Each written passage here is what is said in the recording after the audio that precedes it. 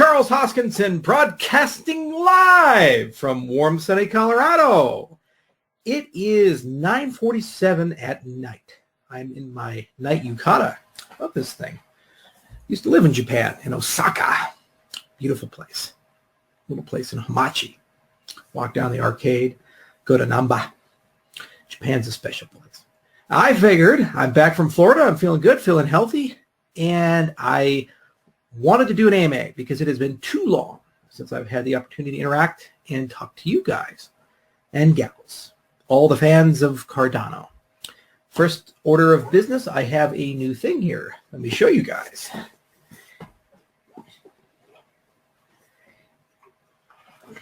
How about that? What do you guys think it is? Any guesses? Show and tell is fun, isn't it? This is a shakuhachi flute. Just got it. It's an absolutely beautiful instrument made from a single piece of bamboo, cut in all the right ways, and it is just extraordinary. I have no clue how to play it. But you know what? Something so beautiful, you have to learn how to, because sometimes art necessitates form, and form necessitates art. Anyway, it's been a long month already. We've been busy. All of us have been busy. Markets have been busy. Developers have been busy. Industry's been busy. Tesla just announced that they've taken a $1.5 billion position in Bitcoin. Apple's probably going to follow suit, you know, and the whole industry is going to move in that particular direction. It's going to be a lot of fun. And what's happened is that I think there's a degree of inevitability in our industry that we never had before. And as a consequence, I think that cryptocurrency is not only here to stay, but it's becoming increasingly clear that monetary policy is failing. You know, the reality is that governments are printing trillions of dollars. The reality is national debts are all-time highs. We have negative interest rates in many places. And every institution is starting to lose legitimacy, little by little by little by little. And what that effectively means is that people are looking for escape valves. It used to be gold back in the day, but Bitcoin has become that, and Bitcoin is the gateway drug of our industry. Once they're in Bitcoin, they say, well, wait a minute, we need to diversify. We need to do different things, and that's going to bring so much money into the cryptocurrency space. And what does it mean when Fortune 500 companies have taken positions? What that means is those Fortune 500 companies, well, they're going to become very pro-crypto, and that means regulations have to be pro-crypto because the government is run by Fortune 500 companies. Let's be honest about it. And what does that mean for us? It means that we can continue the work, the mission unimpeded. As the dog barks, the caravan moves on, especially that one over there. Yeah. And I'm proud of that. I'm proud of the inevitability. I'm proud of this industry, and I'm proud of the fact that it feels stronger and stronger and more real day by day. Now, as for Cardano, we've written 95 papers now. And for all of you in the industry say, we're just a white paper. Do you even know what a white paper is? Do you even know what a scientific paper is? No, you don't. You know nothing. You're children. And you know what? As you babble incoherently into the wind, we've been building. We've been building and building and building relationships. We've been building networks. We've been building community. We have been building momentum. We have been building technology. And this is the year where we start turning on all of that stuff. This is the year where we start having rubber hit the road, where we actually start seeing the fruits of our labors in reality and market. And the market's starting to wise up to that. Ecosystem's starting to wise up to that. They're realizing that there's an inevitability behind Cardano. That not only are we here to stay, we're going to make a very big impact and put a big fucking debt in the universe because we earned it. Through years of hard work, we earned it through so much effort. We earned it by sticking around through the hard times when other people didn't. We earned it by not taking shortcuts. We earned it by doing it the hard way because it was the necessary way because others couldn't or were unwilling and unable to get there. And I'm proud of that. Always been proud of that. And I'm proud of you, the community. And I'm proud of what we've built and the relationships we have. So this is going to be a good month. A little bird told me that, and let's see how accurate that bird is. Sometimes bird's a little late, but this one I think is going to be coming on time. And it'll be very fun to see what that news is. We can't say much more than that. I wish I could. That said, I can answer your questions as long as they're reasonable ones. And that's what we do. That's the point of AMAs. How about that? So let's get to your questions.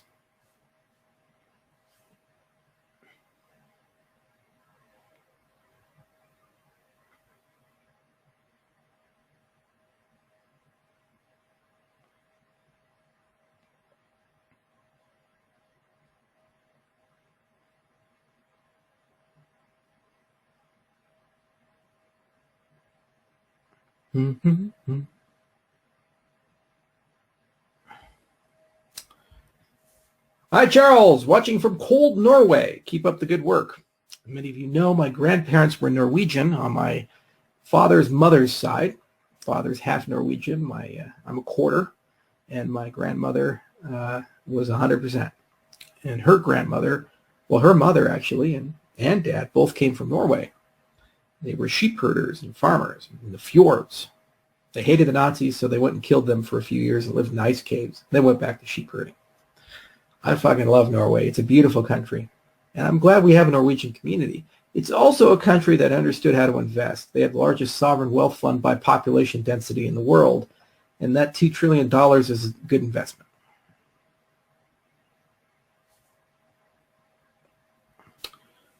Hi, Charles. When will Cardano come to Japan? Well, we're already in Japan. There's more than half of our community is Japanese. I will come to Japan.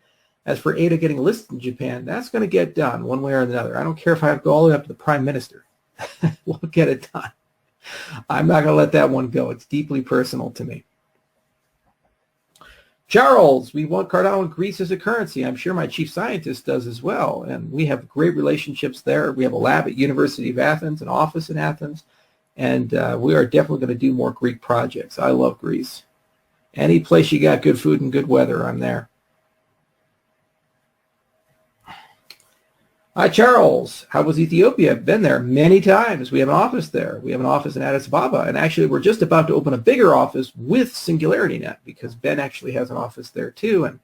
And we want to get some peanut butter in that jelly. I think there's great synergies there. And we have very close relationships with the Ethiopian government, Ethiopian companies, and perhaps we have something to be said about those relationships at some arbitrary point in the future. So love Ethiopia. I will be this year in Ethiopia if I'm allowed to travel. It's hard to know with COVID. Do you need safe spaces for conferences like Andreas? I'm not aware of Andreas doing a safe space. You guys have to tell me the story. I know Antonopoulos, but and I know he's a little liberal, but I wasn't aware that he went all the way to safe spaces. So you guys got to tell me that. You got to give me the reference.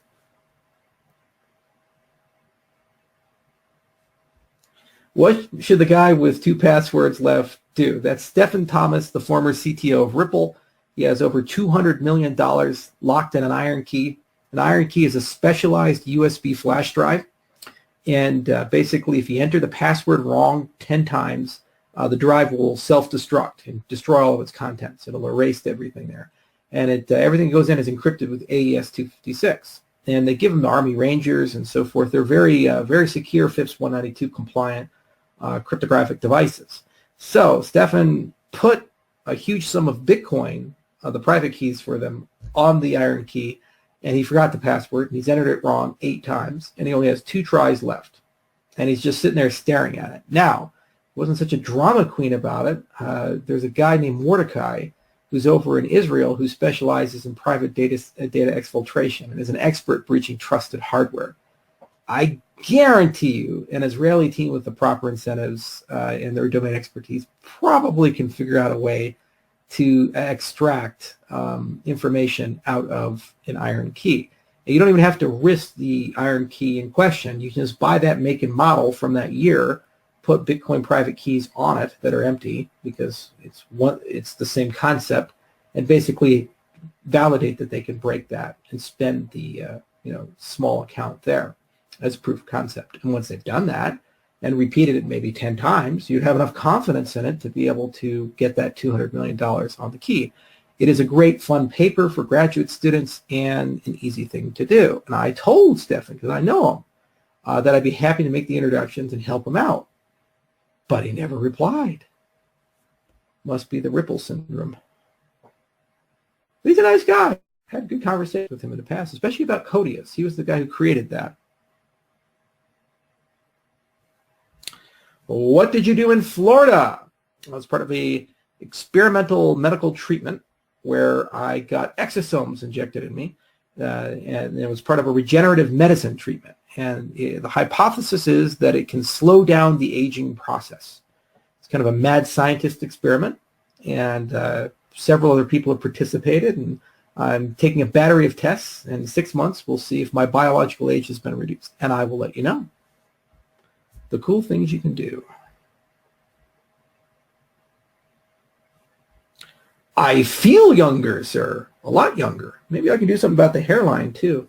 That's when you know I've gone crazy if my hair regrows.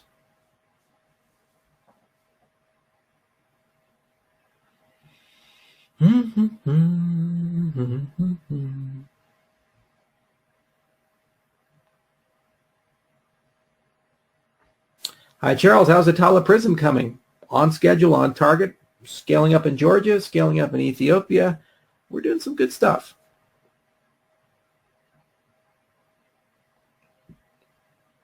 When will parameter D equals 0? March 31st at the current rate. I wish you were here too.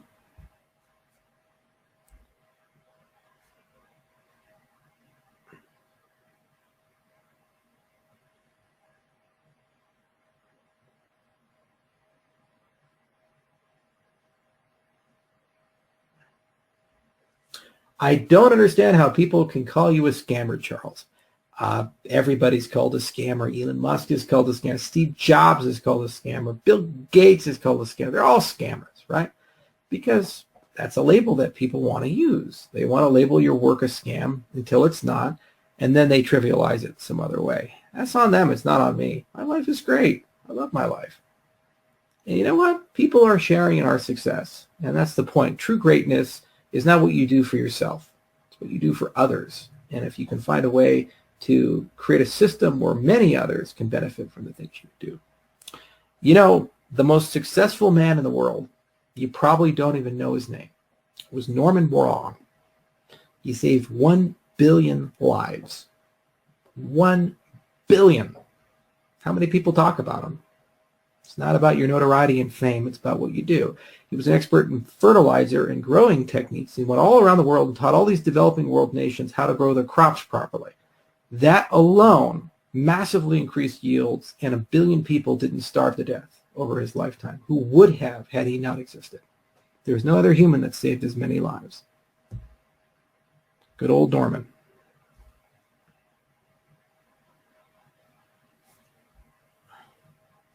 Why are you such a legend?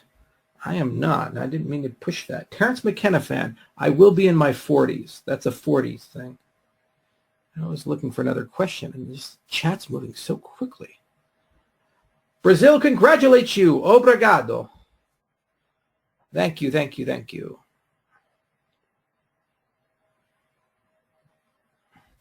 Do you believe in the Fibonacci retracement in charts? No. It's only useful for modeling rabbit populations.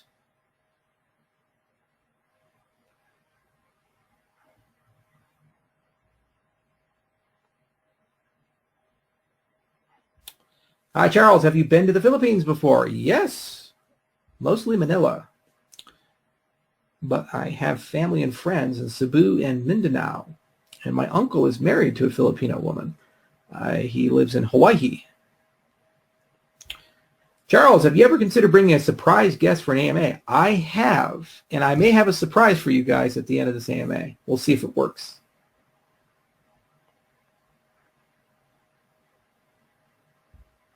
Everyone be careful of scams on social media. Yeah, that's a good point. So what we're planning on doing is I'm going to have a meeting with all of our security guys this week, and we're going to come up with some form of a scam squad. And I might hire a full-time dedicated person who does nothing but due diligence, scam, and investing, like a former FBI guy or something like that. And what we're going to try to do is go talk to all the other top 10 cryptocurrencies, top 15 cryptocurrencies, and see if we can create an industry-wide messaging and basically say, hey, these are the common scams that occur, and broadcast as aggressively as we can about these scams. And also I'm going to talk to some lawyers and see if we can set up some form of class action incentive. The reality is that YouTube is complicit. Google is complicit. Many of these platforms are complicit. They're profiting from these scams. This is why Steve Wozniak is suing them, Ripple is suing them, and so forth. I see ads for giveaway videos of me that are fake, and tons of hack channels. And these algorithms can be used to deplatform people, and are, but for some reason they'd rather do that and censor certain speech than censor outright scams that defraud people, when all giveaways are always scams. Okay, I would rather ban legitimate giveaways out of an abundance of caution than allow the millions of giveaways that have happened over the years from continuing to happen. They're always scams, always will be scams. You don't get something for nothing. And I don't know how to communicate it. We say it and say it and say it, and it's heartbreaking, the emails I get. I get these people, sometimes older, and they email me saying, I sent 5,000 ADA to this address like you told me to, and how come you haven't sent it back yet? Can you please help? And I reply back and I say, you've been scammed. And they just feel horrible and ashamed. And I don't want to tell anybody about it because it's so terrible and humiliating. It has to stop. And our industry has to do some work, and the social media companies have to do some work, and we need to figure this out. So I'm going to be having some meetings this week about it. I'm very upset about it, and I'm getting tired of getting these emails.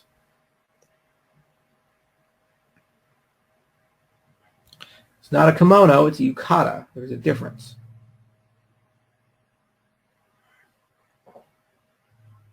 Hi, Charles. How's the married testnet going? It is on schedule. Marching to a February Hard Fork Combinator event. And you know what an HFC event is? It is, you don't got to do anything except for install the new software. That's it. How about that? We're giving a knighthood, Charles. Sir Charles Hoskinson now. Someone said you're knighted. No, that's what the British do to other British. I'm American. We kind of had gotten a little tussle with the British back in the day. So we don't have titles. We don't have sir. We don't have royalty. We don't like the king. We don't have a queen. Our head of state is a president, not Her Majesty. It was a bit of a disagreement in the 18th century. But you know what? We patched things up in the middle of the 19th century. We gave them a ship back. They gave us a desk. It's in the White House. It's called the Resolute Desk. It's all patched up.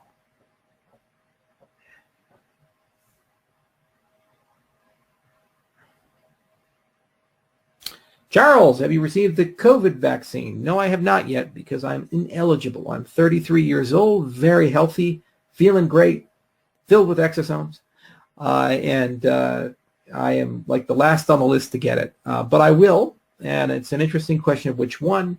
I think of all of them, the one I'd probably be most comfortable taking is the Novavax vaccine, and the data is very promising. That said, all of them look pretty good. Dad and brother both received the Pfizer vaccine, both doses. Second ones were tough, but they got through it. Just took about 2 days. That's that. Mm-hmm.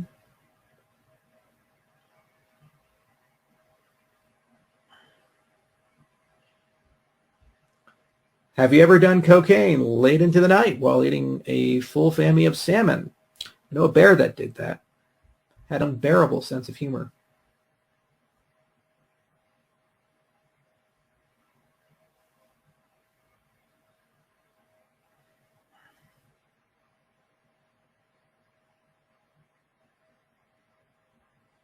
I'm sorry, Charles. I thought you were 52 years old the first time I saw you.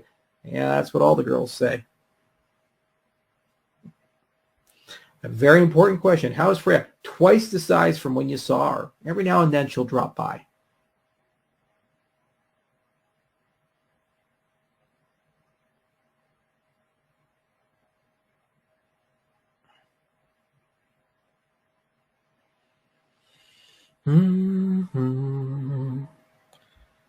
Good day from Australia.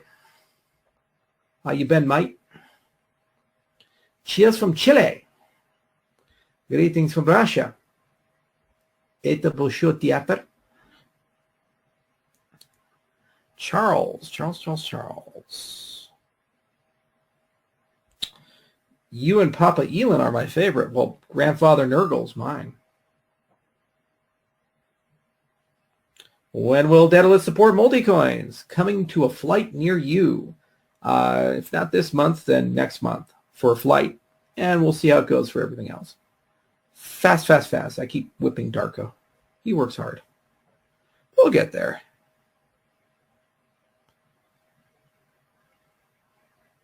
Charles, what's your skincare? Soap. Lava soap. Extra coarse.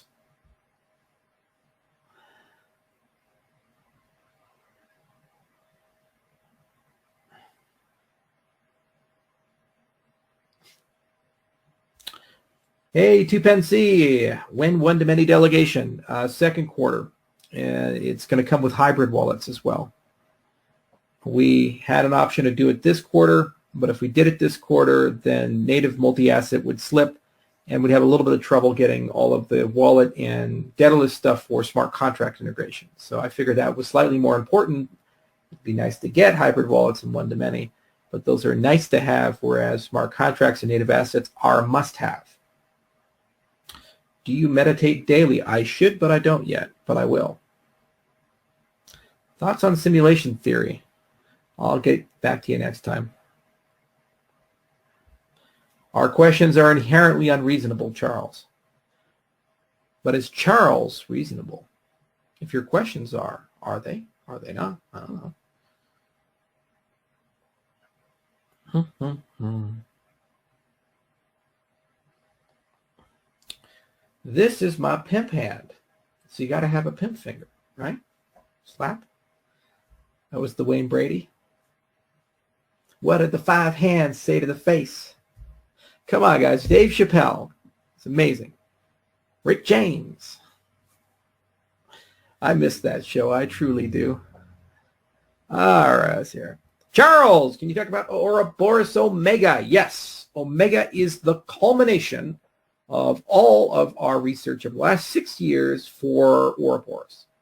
No reliance on external clock, self-healing, so it can gradually recover 51% attacks, the ability to bootstrap from Genesis, semi-synchrony, adaptive security, instant finality, all kinds of shit. Little multi-validation per block. Oh my God, there's so much stuff. So you see things like the consensus redux paper, the ledger combiners paper, the Chronos paper, the Genesis paper, the Proust paper, and then all the theory, and then some of the engineering acumen, including improvement to about 1,000 TPS. So a lot of stuff, whole presentation. And I will leave that for Daedalus to announce. But we wanted to do a little sneak peek. The scientists are super excited about it.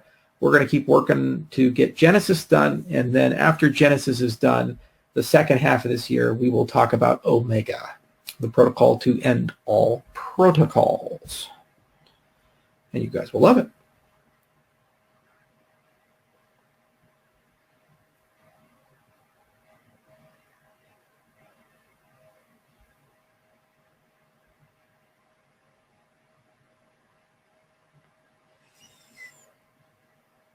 Hi, Charles. Will AGUSD launch simultaneously with Goguen? I'm going to see if we can do an AGUSD port when we launch the Plutus testnet after we do native assets.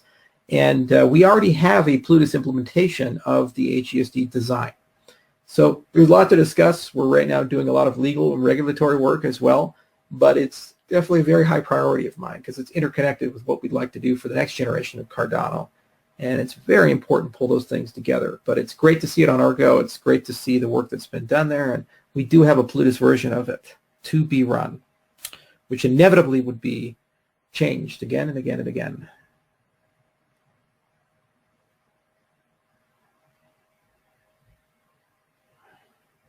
When are you coming to Town Hall? I don't know. Let me see here. There we go. Does that focus the camera? No? Maybe? I got to download the camera software. How about that? Meh.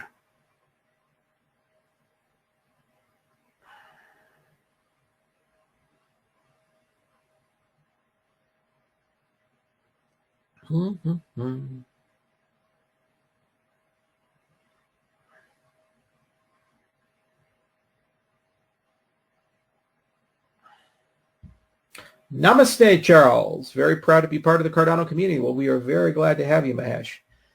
Since 2017. That's a long time.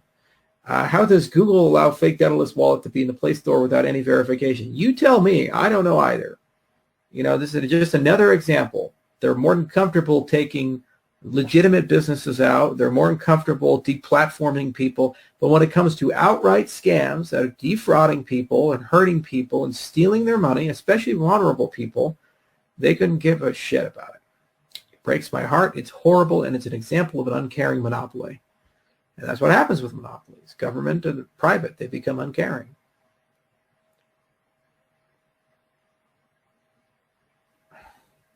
Have you ever found yourself under the stars wondering what lengths you would go to avoid a life of prostitution? It sounds like a deeply personal question there, Nicholas. Anything you want to tell the audience about? What are your thoughts on BNB? Not the Airbnb, but Binance Coin. I like CZ. He's a friend of mine. Run into each other every now and then when we were traveling. And, you know, it's a coin. People like it. Stuff is done. Viking War Songs. Yes, you start with Danheim, and then you kind of go down that tunnel. And boy, there's a lot there. There's a lot there. Danheim is just the beginning. It is the entry point to Viking War music. Come to Toronto. I love Toronto. Jacobs & Co. Best steak in Toronto. Although I hear they're out of business now. I'm kind of sad about that.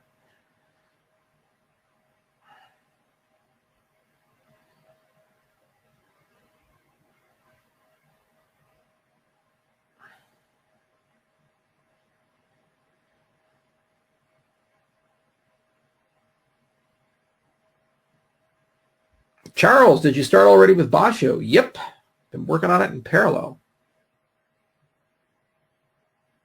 Care to decrypt your Thanos tweet, however partially? I'm just really going to enjoy the coming weeks and months.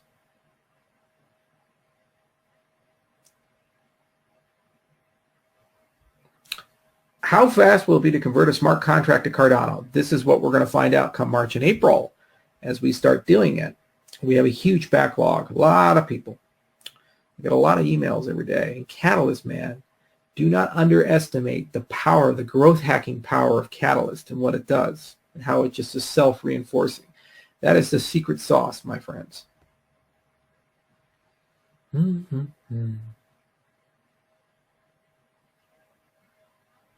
Is ADA a fork from Ethereum? Oh, God, no. No. We have none of that taint. In fact, we took the Ethereum taint, we put it in a special sidechain box, and we feed it fish heads in the basement. It's like Goonies. They had the weird monster guy that befriended the tiny fat kid who did the truffle shuffle. Yeah. Ethereum is the monster that saves the day with the truffle shuffle. Sloth. That's it. You got it. See? Bonus points to JP. I forgot his name. Cardano design is so cool. Well, you are, sir. Thank you, KS.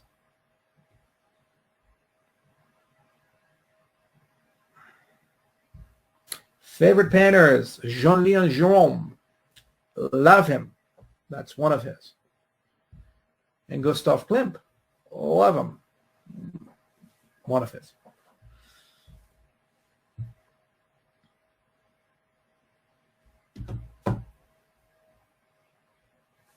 What are your thoughts on Hashgraph? After the patents expire, or if they open them, I'll comment on it. Otherwise, stop asking.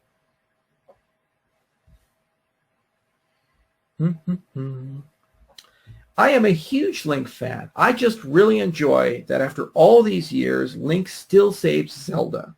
It's an amazing thing. The Ocarina of Time was great. The Triforce is great. I can't believe Ganon is still around, but I'm a big Link fan. You know, his adventures were just treasured memories.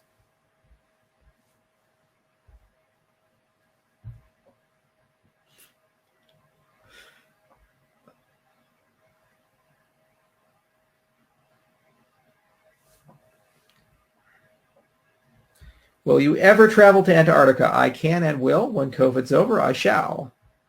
I'm going to cover myself in temporary Viking tattoos, do the Wim Hof method. I'm going to go through barren, desolate, frozen wastelands, go to Mount Terror, which is the second tallest mountain. It's a volcano in Antarctica. I'm going to climb it with a group of Viking people and just be really, really hardcore about it. Then I'm going to take a paramotor, which a helicopter has strategically dropped off, but I have to find, and fly the paramotor through the clouds off the mountain back to base camp, all while basically naked. I'll wear like an American flag thong or something. Who knows? Very Viking. And the tattoos will be similar to what Baldur had in God of War 4. So yes, I'm going to Antarctica later. When I have a body that's nice, I'm all chunky and weird. Gonna fix that. We having fun tonight? I'm having fun tonight.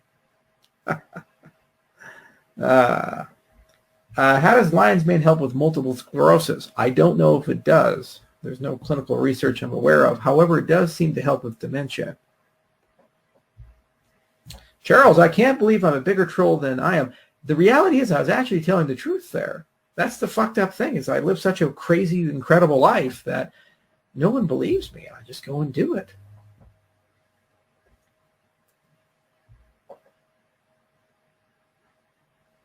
What's standing to the left of you? That's a water house. When will developers make us blockchain compatible with health insurance so we can trade full time? I don't know. What the fuck? You tell me, Jay. What's up, bro?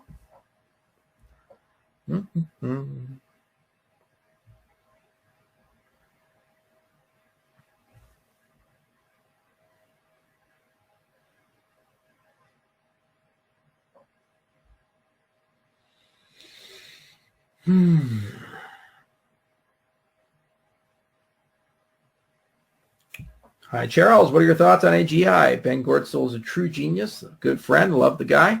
And congratulations on the success of their recent vote. They are now in phase 2 of the project. And we'll definitely have a very strong relationship with them in the coming months and years. And I cannot wait to build great things with him. It's just fun being with a person who's a true genius and having deep conversations. I enjoy it.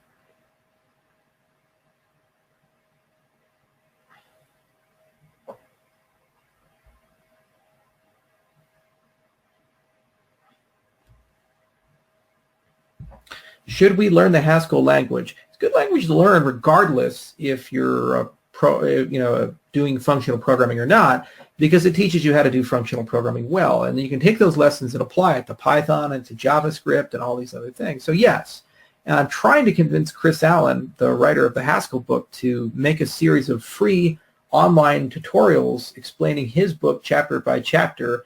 It's 1,200 pages long, but it's the best introduction, I think, on market for Haskell. And it'd be really nice to create those, release them under a Creative Commons license. He just had some surgery not too long ago, and he told me call him later after he feels better. But one of these days I'll be like, come on, Chris, you can do it, and we'll see if we can convince him. Otherwise, we'll create our pedagogy. Charles, you look good today. Rested well? I am. Regenerative medicine is an amazing thing, my friend. Okay. Do you play a musical instrument? Well, piano and maybe the shakuhachi. Who the hell knows? Like, one right there. Yeah, shakuhachi. It's the way to go. I'll become a komuso monk. That's another one. Kosumo. Komuso. And you wear a basket on your head. You see him in Nara.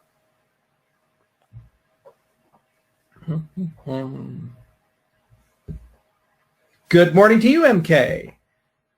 Marks. Pie or cheesecake? Well, pie is very diverse and much more diverse than cheesecake, even though there's a lot of cheesecake. The set of all pies is larger than the set of cheesecakes, and therefore I have to go with pie. Is cheesecake a type of pie? I'm not sure.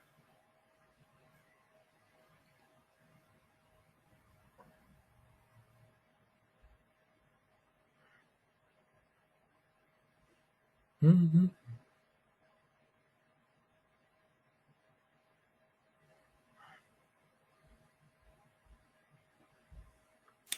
Charles, how do you avoid ever getting burnt out? How do you balance your work and your family time at home when so much is going on?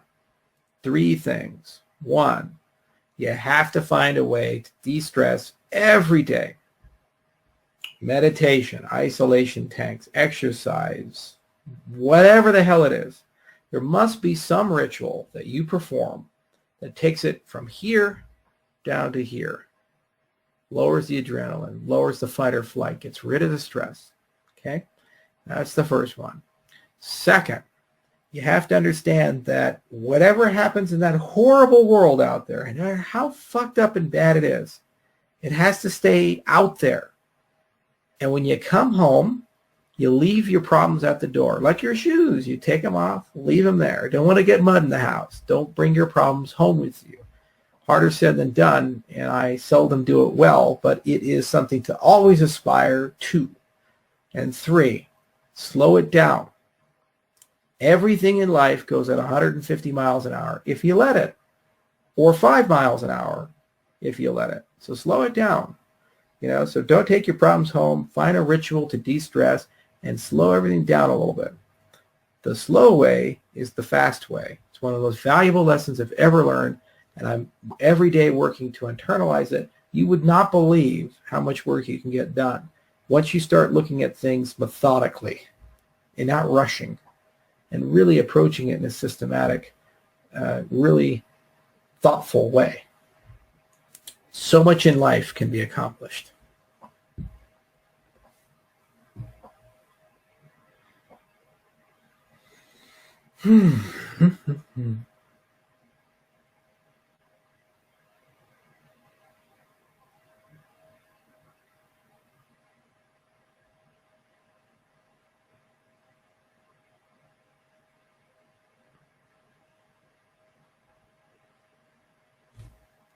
Thoughts on The Mandalorian? Star Wars right.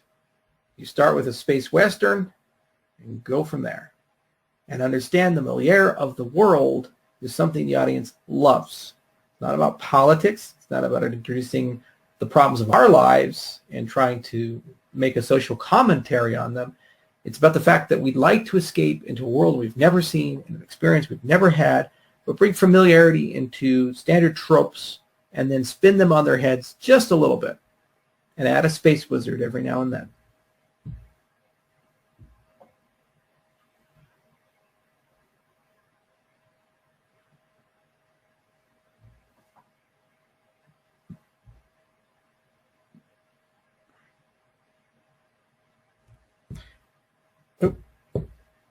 There we go, from Black Star. Great album. Favorite video game of all time? Favorite video game of all time is Arcanum. It's the greatest game ever made.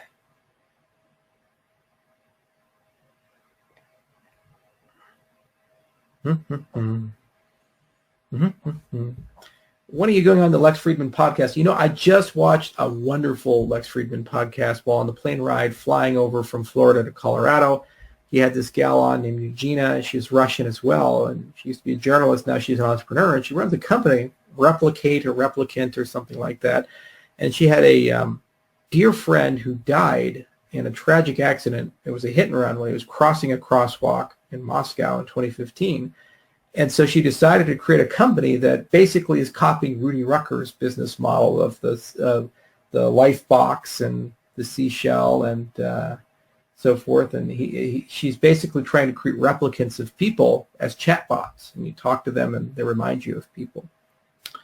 I would love to take that business model and connect it to the NFT market. And then we can do an AI thing where people can interact and train a custom bot that's totally unique and then turn it into a token. And then you can own the rights to that. And you can only interact with it. And the token is the code for, the gears of the system. So there's got to be some way of creating a unique chatbot and an NFT together and tokenizing and selling it for collectibles. And they'll have their own personalities, and people can create them. And, for example, I could take a bot and have Elon Musk interact with it for a month, and then that's the Elon Musk chatbot. And there's only one of them, and there's only one parameterization. The parameterization is hidden. Maybe that works. You got to talk to Ben about that. We got to bend that shit. We're gonna throw some AGI on that.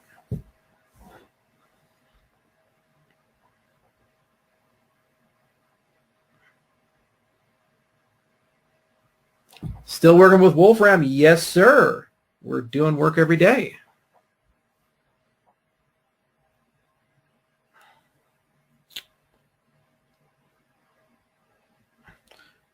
Would you go on Rogan? Rogan after Gogan. That's the maybe baby of our industry.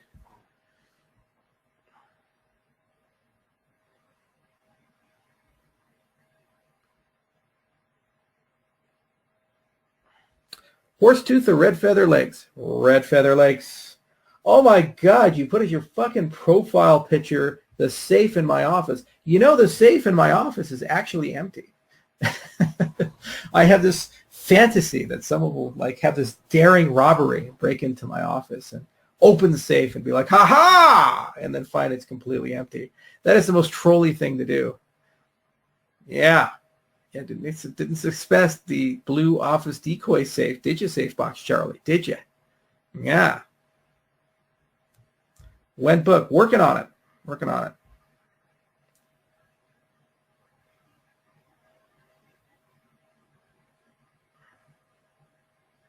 Come on now.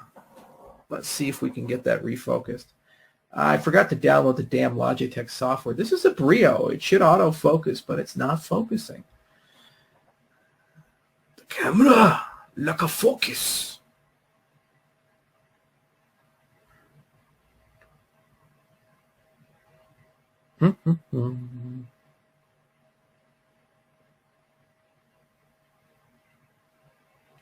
Charles, thoughts on the Brave browser? I am a user of the Brave browser. Love the Brave browser. It's a good product. Like bats. It's a good idea. Can't wait to use it.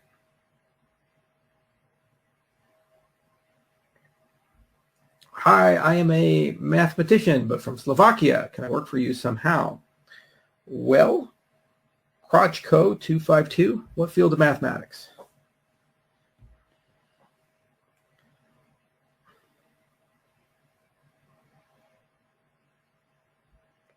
What anime have you watched? I don't know. Sailor Moon? Full Metal Alchemist? Naruto?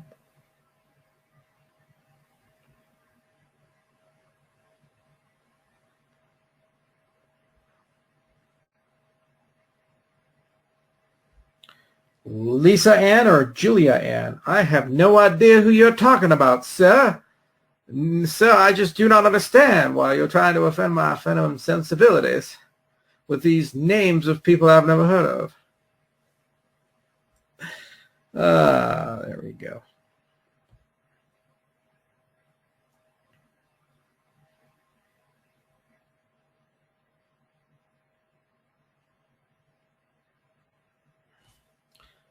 How's the Wikipedia drama going? We won. I got a page. Cardano's got a page. Seems like that squeaky wheel got some grease.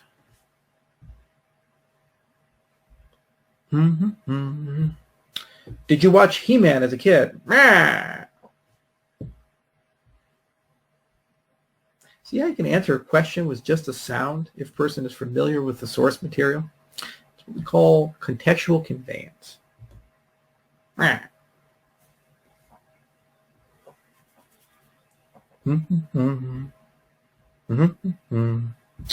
When will your Twitter get verified? When I buy Twitter.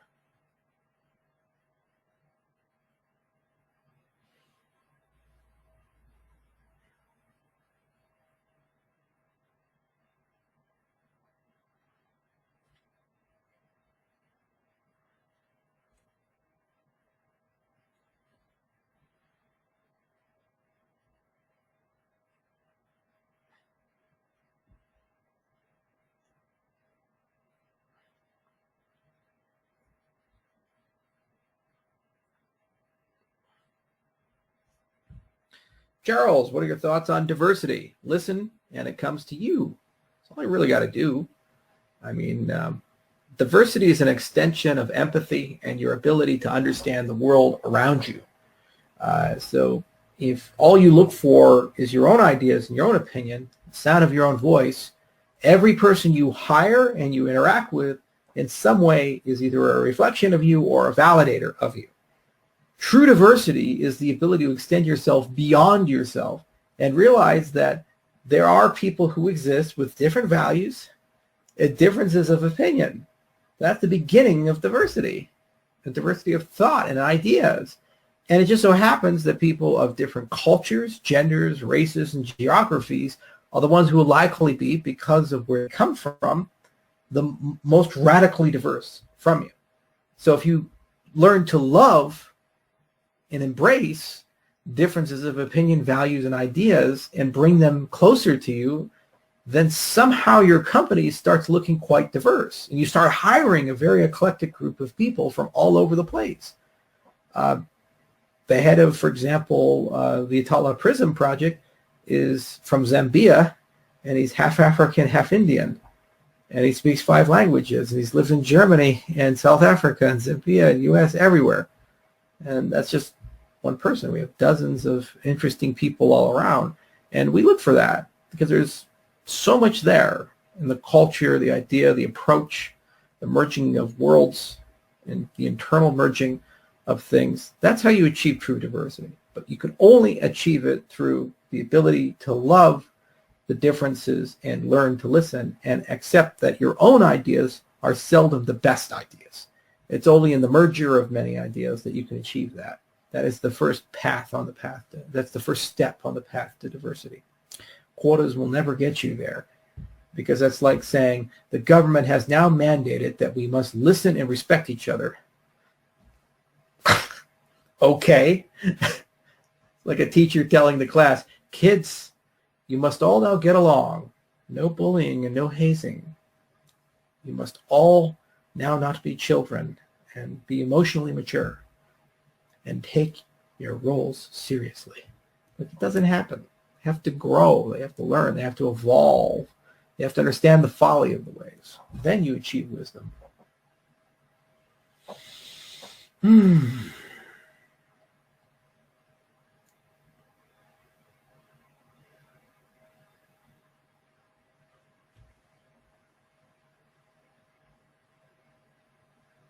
Favorite equation, Euler's identity.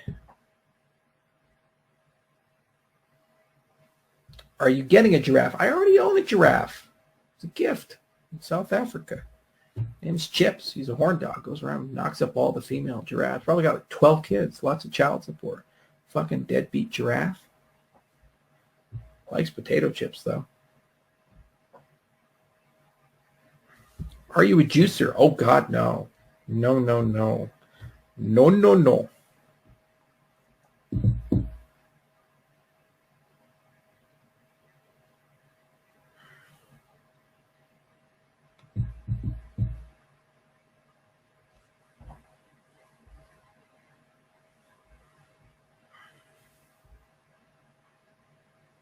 Thoughts on Bezos stepping down? He's one step closer to either running for president or becoming a supervillain, or both. If he buys a volcanic island, I think we know the answer.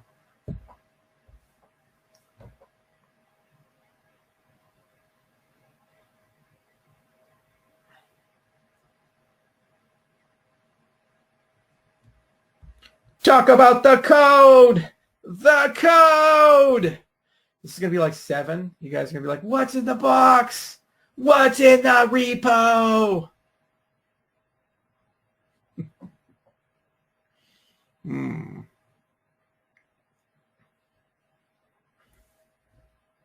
Yes, I'm a camera hunter. I'm always going around taking pictures of animals. The animals get very upset about it. They're like, stop taking pictures of me, you horrible human voyeur. I'm like, never! I shall capture all your animal souls. They are mine now. Morning, greetings from Tromsø. Yeah, Tromsø is actually very far north. It's in the Arctic Circle. It's got a big tourist industry because people go there to see the Northern Lights. You occasionally get to see them at the right time. You go out on a little van ride in the damn middle of nowhere, usually cross the border into Finland. It's a beautiful town. I've done that before. And a lot of sea there, too. I think cruise ships may come by from time to time. And also, I think it has the northernmost university in the world. Good fish. I fell into a snow tunnel once there. This tiny Finnish girl had to dig me out. I was like, don't leave me. I'll freeze to death. She's like, this has never happened before on the snowshoe tour. I'm so sorry. That's a story for another time. How's the family? Family's good.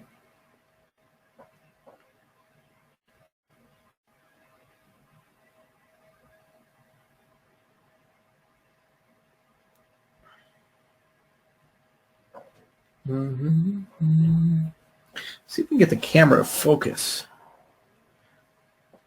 It's so annoying. Man, I'm sorry, guys.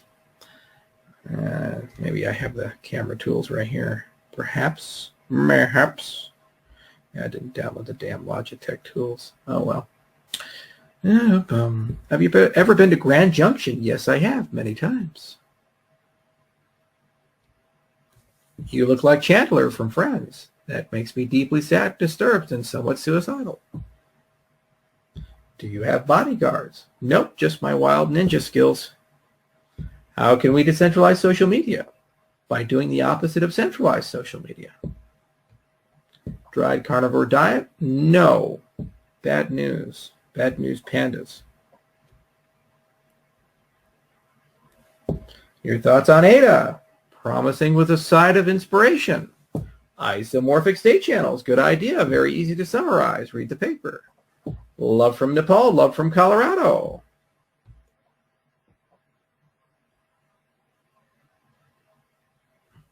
Favorite gun? My FN Tactical. My chi is apparently out of control.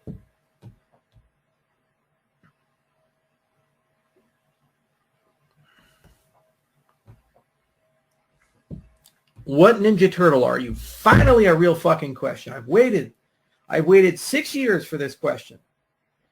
Junior OG, you win the night. Congratulations. My favorite Ninja Turtle is Donatello, sir. Absolutely amazing. I played all the Ninja Turtle games. I had the bow staff. I was Donatello. Purple. Yeah. So, Donatello was the way to go. My brother always played Leonardo. I was Donatello. And I kicked ass.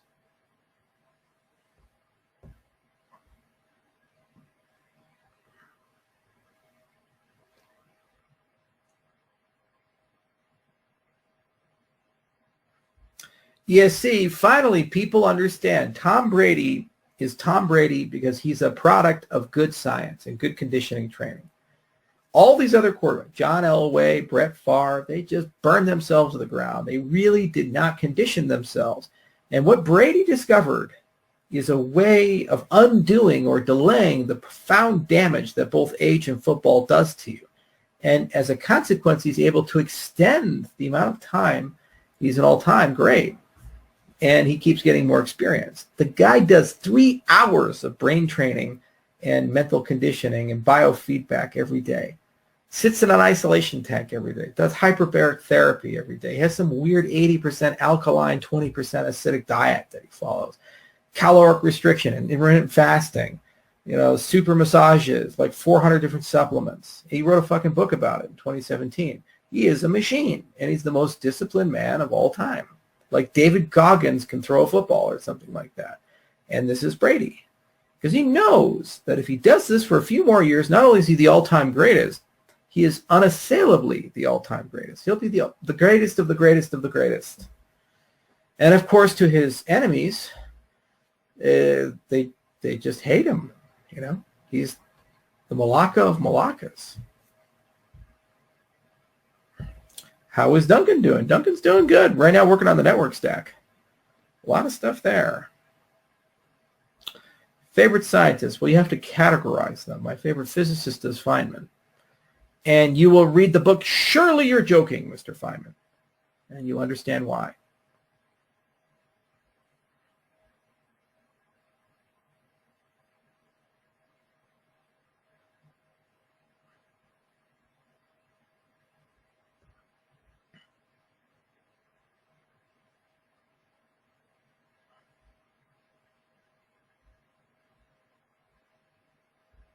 Messy? or CR7? You even honestly have to ask that question? It's messy.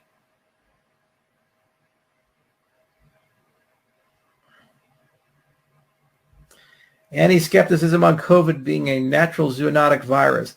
I think it perhaps could have been, but I firmly believe it was collected in the field, brought to a lab for study, because they'd been doing that for 17 years. One of the lab techs contracted it and had an asymptomatic or mild case, and then went around and got breakfast or dinner or something, or lunch, and spread it to people.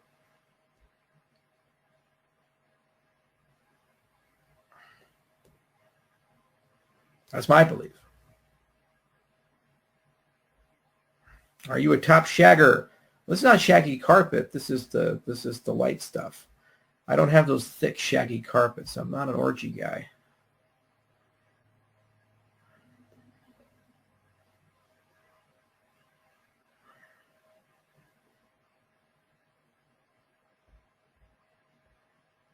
I don't multitask.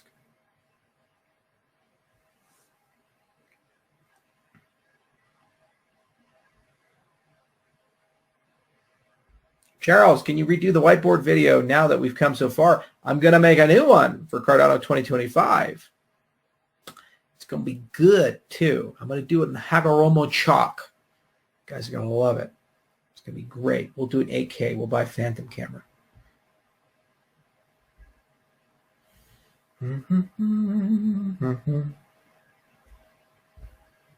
Can you burn some ADA? Yes, sir. I can burn yours. You first. You go burn yours and come back and tell us about the experience. Read a whole blog post about it.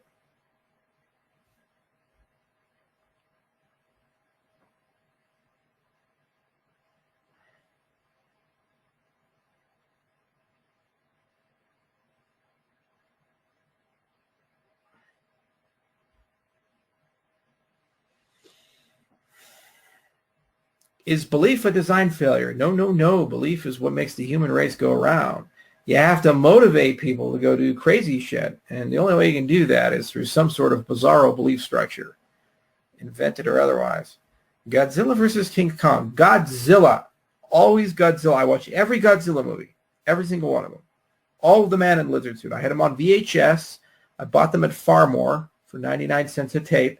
The whole series, all the way from King of Monsters to 1985. Godzilla, man in lizard suit. The new ones are weird. I don't understand them.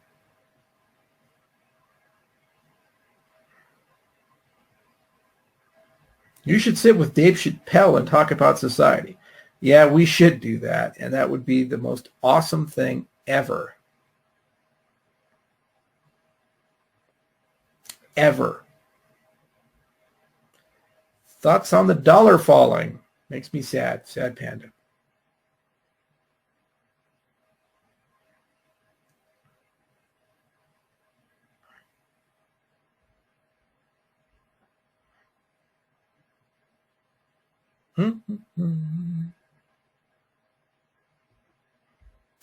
If you weren't working on Cardano, what else would you love to work on? I work on all the things I love to work on. I'm doing mathematical research again. It's great.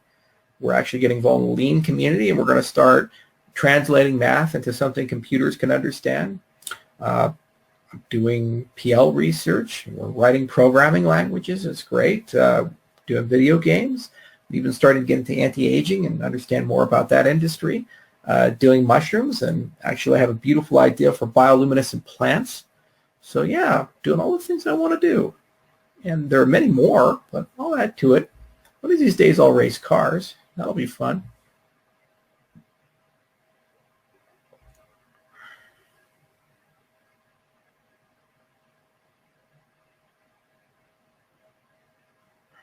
How can I apply to work at Cardano? If you want to work for the protocol, then Idea Scale, Project Catalyst. Google that, learn about it, plot, and tell us what you want to do. See if the community will agree. Go for it. Favorite mathematical problem. Those who know me will know the answer to this. The Goldbach conjecture. My absolute favorite problem. The Collatz conjecture is pretty cool too. So I'll show you guys that one. How about that? Let's see here. Whiteboard. There we go. See if there's anything on it. You always have to erase this because I might have some bird talk on my whiteboard. Oh, I did.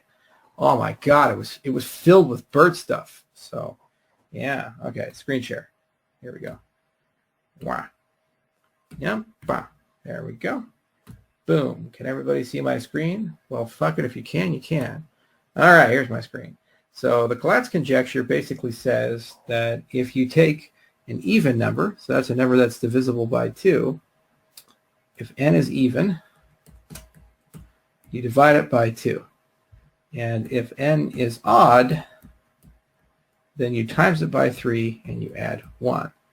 And the conjecture is that if you develop a sequence of these, so you start somewhere, that eventually that sequence will terminate and repeat. So it's finite. So in other words, for all of these sequences, this is equal to some n, where n is natural number. So they're not infinite, they're not divergent. Okay, so let's do a number, for example. Choose an n. So let's choose 1. Is 1 even or odd? It is odd. So we times it by 3 and we add 1. So now you get 4. It's 4 even or odd. You get 2. 2 goes to 1. 1 goes back to 1, right? So your sequence is 1, 4, 2. And this is called a hailstone sequence for those who want to know the parlance. Okay, so what you're really saying, and this is kind of an equivalent statement about it, is that if you look at powers of 2, if you get stuck on a power of 2, like 4 is 2 to the second power, basically what will happen is you'll just keep subtracting all the way until you get 2 to the 0, and then 1 goes back to 2 to the 2. So you'll start at some arbitrary place. We'll call this Z, and you're going to ping pong around. And the question is that as Z tends towards infinity, is it the case that at some point in that sequence that you're going to get to some power of 2? And if you do, that's a trap, and then you go all the way down to 1, and the sequence is finite. Otherwise, you're going to potentially be divergent. So is first the power of 2 the only trap, or is there something else? And can you converge to 2? So it's a really interesting mathematical question. It's very simple to formulate. It's called the Collatz conjecture. And this is part of additive number theory. It's a really interesting thing. You really don't care too much about the division by 2. You don't care too much about the multiplication by 3. It's that plus 1 that's really interesting, because it turns out you can decompose n into prime factors. That's called the fundamental theorem of arithmetic. And basically this is unique. And when you add 1 to any arbitrary factorization, it goes somewhere else. And it's unknown. That's an open problem in number theory. It's a really fascinating, beautiful problem. So Collatz is a really cool thing, and there's plenty of mathematicians that have spent a long time. In fact, there was an old joke in the 1980s and 70s that the Collatz conjecture was a Russian conspiracy to destroy productivity in math departments for a few decades. And if you guys are ever interested, this is a great problem to look at, and it's a great problem to study and think about, and it's very deep, and there's a lot of beauty to it. The other problem is the Goldbach conjecture. There's several different ways. There's the ternary and the binary. But the Goldbach conjecture basically says for all numbers minus the set containing 1, there exists a piece of 1 that's prime, and there exists the piece of 2 that's prime, such that 2n is equal to piece of 1 plus piece of 2. So in other words, any even number 4 or greater than or equal to 4 is equal to the sum of 2 prime numbers. Okay, so let's look at a trivial example like 16, 11 plus 5, and you can just keep going, 18, 20, 22, and so forth. You can always find 2 prime numbers that add up to that. Okay.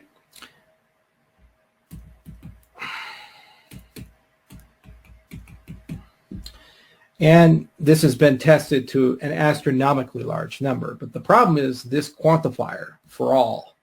So for example,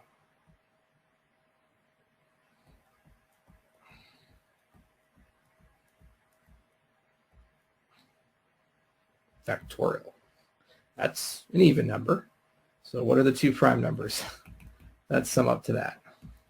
Goldbach says there exists some that do that. And this is actually another statement about factorization, because you're actually relating a particular factorization to an additive property. There's a whole field of number theory that studies these things, and it's a fascinating field. And you can spend your whole life doing it and never accomplish anything or publish anything of note. Nathanson from CUNY is one of the big guys there, and I have several of his books.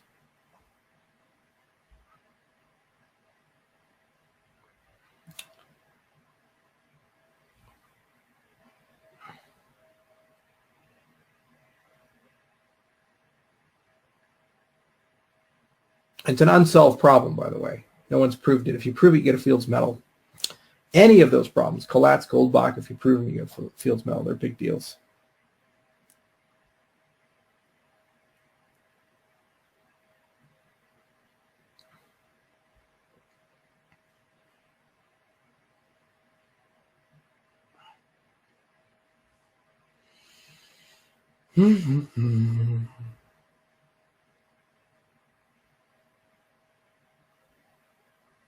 Can you code, Charles? Yes, but not very well. Python and Scala are the two languages I have most experience with. Know a little bit about Haskell and these types of things. But, you know, professional programming is an art and a profession, and people do that for a living. I don't. I can read code and understand what people are doing and understand things like, you know, different algorithms, algorithmic complexity, and, you know, what runtime is, trade-offs, and these things. I have a pretty good idea about them. I read Sedgwick's book. You know, I read a lot of stuff on theory of computation and these types of things. But by no means am I a computer scientist or a professional programmer. You don't really have to be. You just have to understand enough to be able to have a conversation with them and get what they're doing. You have to know how to put the right people in place so that they can work together.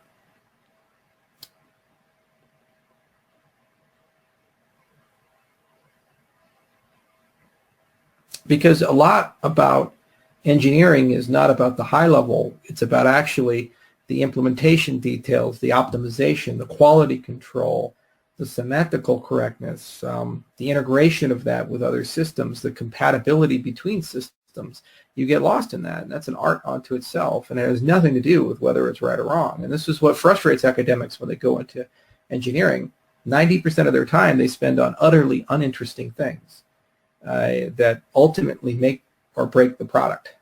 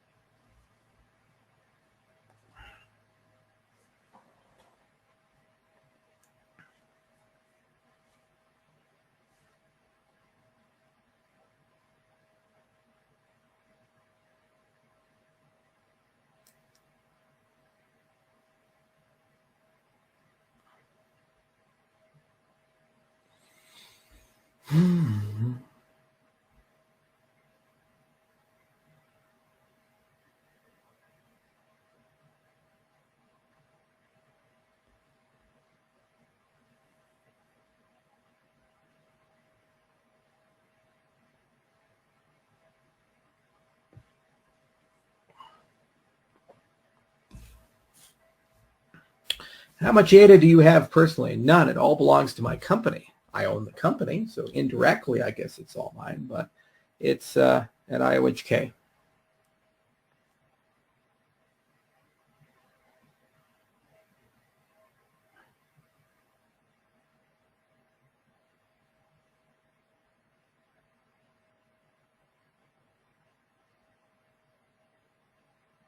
Hello from your farrier. Nice to see you, Lone Eagle. You take care of the two horses, Misty and Jameson. Good to see you in the AMA. Yes, I do have a farrier. Farrier comes out every now and then. Farriers treat the horses. They take care of their feet. Horses have special needs. You can clip your toenails. Horses have much bigger ones and much harder to take care of. And my farrier is an ADA holder, and actually knew about Cardano and ADA before knowing me.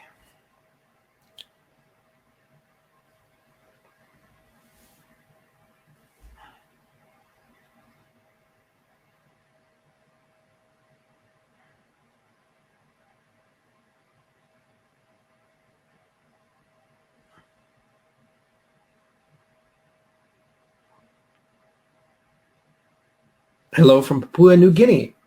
It's one of the prettiest places in the earth, and it actually has some of the most beautiful birds. If you ever go anywhere in Oceania, before you die, go there, because you will love it.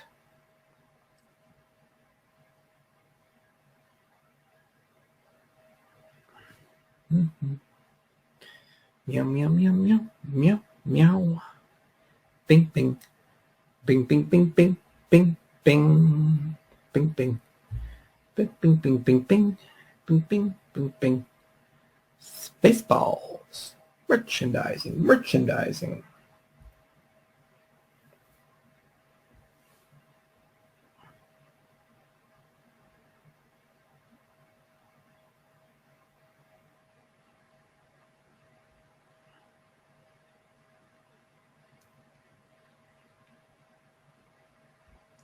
Are you able to objectively evaluate Gavin Wood's project as compared to Cardano? Oh, absolutely. They read our papers, and then they write papers that look a lot like our papers, and they implement code that looks a lot like our code. And so I'm a fan. But actually, levity aside, they have very good engineers at Polkadot, and they do good work. And it's actually fun to see people get inspired from time to time. And they have a good community, and Polkadot is exactly what F2 should be. It's much more iterative than revolutionary in that respect, and it's a product done right. And this is the problem when you go from a visionary founder who no one says no to and has a cult of personality and has never lost anything in his life. He's always won. He's always been the big guy and accolade and praise. You tend to believe you can do things that are insanely impossible. And sometimes you're right, but seldom do you get all the way there. And if you have some counterbalance in that process who says maybe we can do 75% of that and still accomplish something great, that's probably good to keep that around and keep a balance of those things. Yes, we'd like to go to Mars, but let's invent reusable rockets first. And Polkadot really feels like the reusable rocket in that respect. And it's a great loss, in my view, for Ethereum not to have that kind of thinking surrounding them. F2 is boiling the ocean, and I wish them well, but it's too much, and it's just a lot of nasty things there. And it's a shame that Polkadot is not F2. It'd be much better for Ethereum.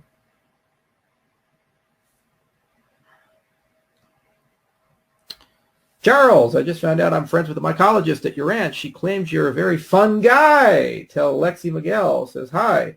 Well, hi, Miguel. I think Lexi's in your group. And yes, she did mention that you guys didn't believe that she knew me. She does indeed know me, and she is growing lion's mane. She went to Evergreen State and learned all about mycology, and now is helping me set up a center. We're probably going to actually build the growing facilities and shipping crates that are repurposed. So I'm sending her all around the United States. Oregon, actually, Oregon and Ohio are the two states, or Iowa, one of the two. I can always conflate the two. And Canada, when it reopens, to do some additional training. Let's finish this. What's the surprise? You must look within yourself, and only then can you have the enlightenment you need to understand the surprise was there all along.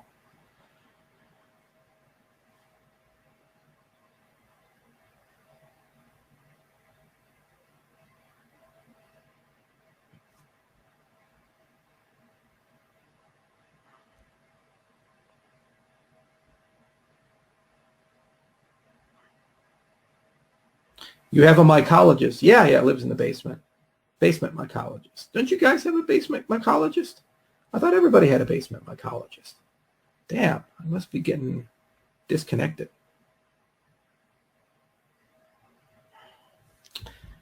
Regards from NTNU, University of Norway, best youngest professor of Norway and holder of Ada. Well, I'm very glad that you're here. Norway is a beautiful place.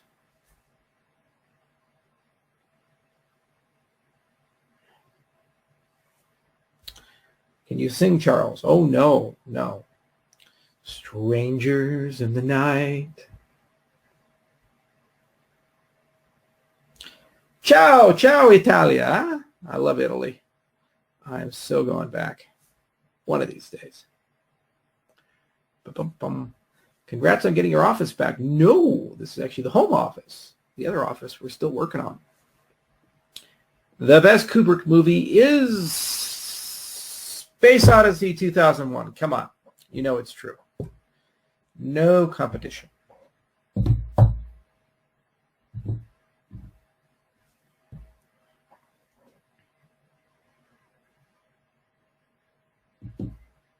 Mm-hmm.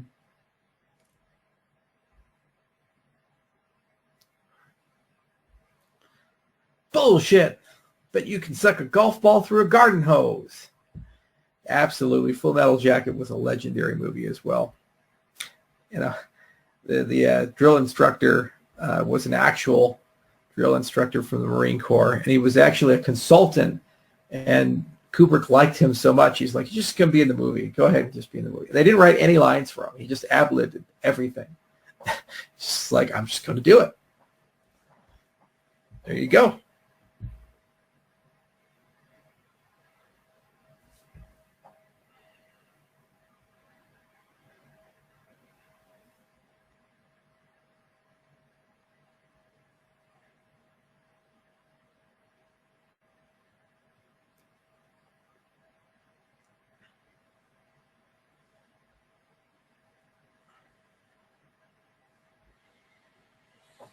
Mm-hmm.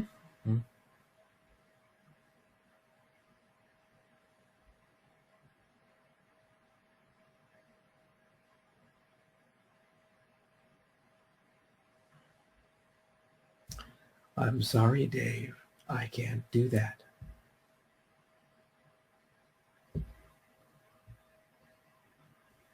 Alonzo date, second quarter of 2021. If it's earlier or later, it's dependent on when the Plutus testnet hits, and I am going to beat the shit out of that testnet. We already have one firm signed up. We'll get another one soon. They're going to come in, be brutal, and they're going to write lots of Plutus code, and we're really going to have a lot of fun stress testing the system. I might even port Uniswap, take the source code and figure out how to port it onto Plutus just to see what they look like. Wrap a lot of assets, nice and dirty. Aloha! Mahalo! If you know, I was born in Maui, on Maui, lived in Makawa.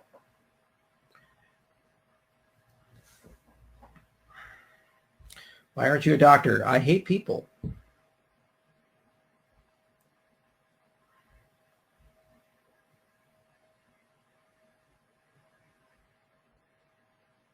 Make any new friends lately? Yeah, this little bird landed on my shoulder, just going chirp, chirp, chirp, chirp, telling me all these crazy bird things. Became very friendly.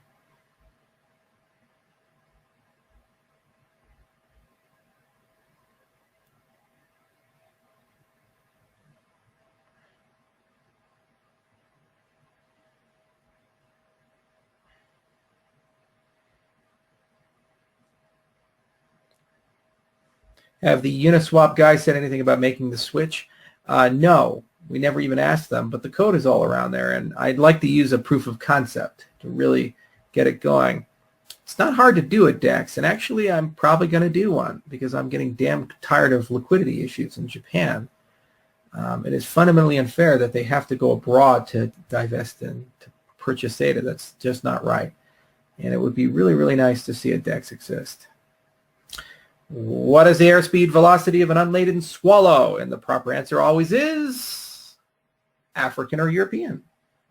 And then he says, I don't know. And then he gets cast off the bridge of death. And we are all happy. Happy, happy, happy, happy hippo.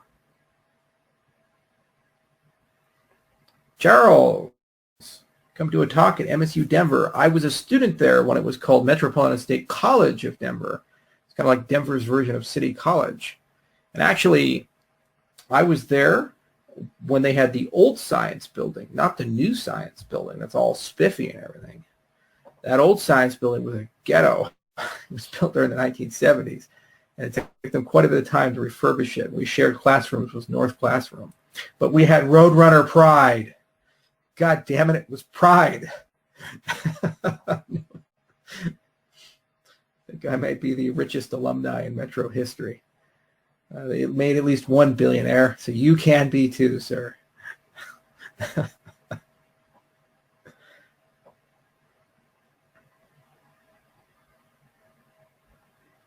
Why is it? It's like you're the first child. You got the shit stick, and all the kids that came after, they get all the good stuff. Dad got rich. Dad was poor when I was born. You know, that kind of a deal. Yeah, Metro's like that for me, and I'm very, very angry about that.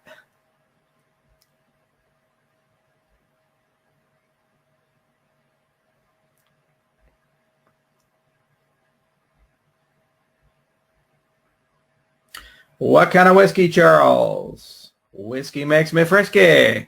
Whiskey. Hibiki. Hibiki is the way to go. Thoughts on API 3? It wasn't as good as API 2, but I'm really excited about the sequel, API 4. Glad they brought back the actors from API 1.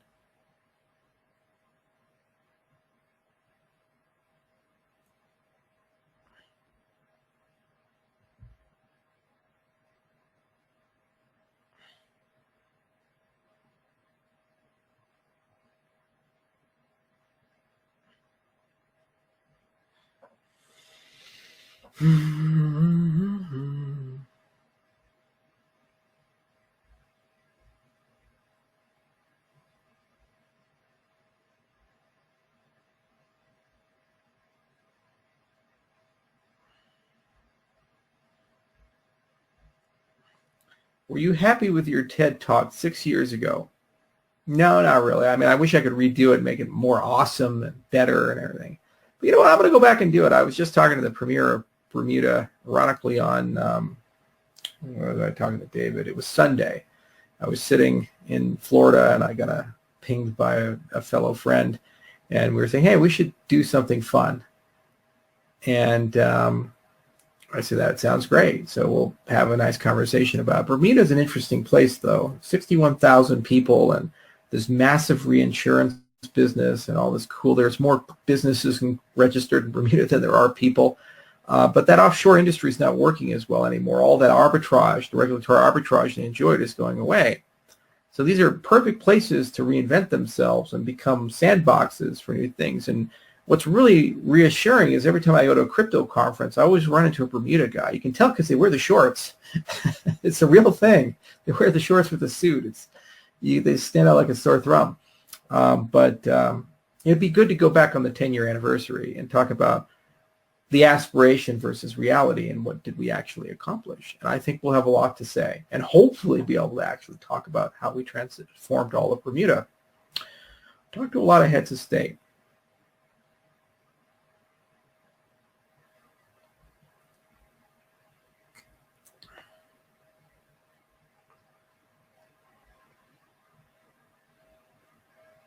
Thanks, Doc. You're welcome. Ada hit a Canadian dollar today. Aw. Was the dollar okay? Did it get battered? Does it need emotional help? I'm sorry. Are there many crypto coins offering to work together with Cardano? Yes.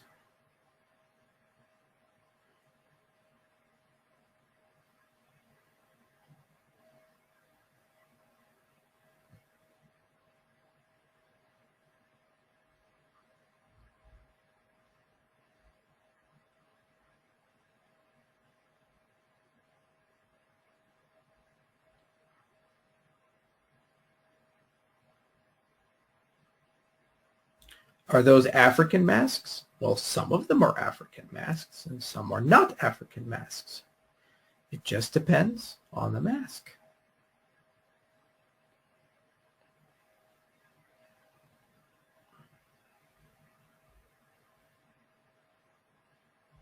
Hello from Oregon. Beautiful place. Good mushrooms. Massive forests. Lots of rain. Strange hippies.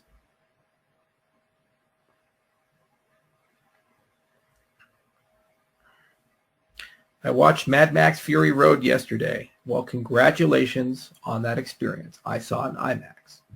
You probably didn't. Charles, how do you like them apples? I love apples and oranges and mangoes, papayas, and papaya starfruit mangoes with my turducken. What's poppin' from Toronto? I don't know. You're in Toronto, not me. Tron Legacy, thank you. Finally, somebody enjoys the magic raw sexiness that is Jeff Bridges that I do.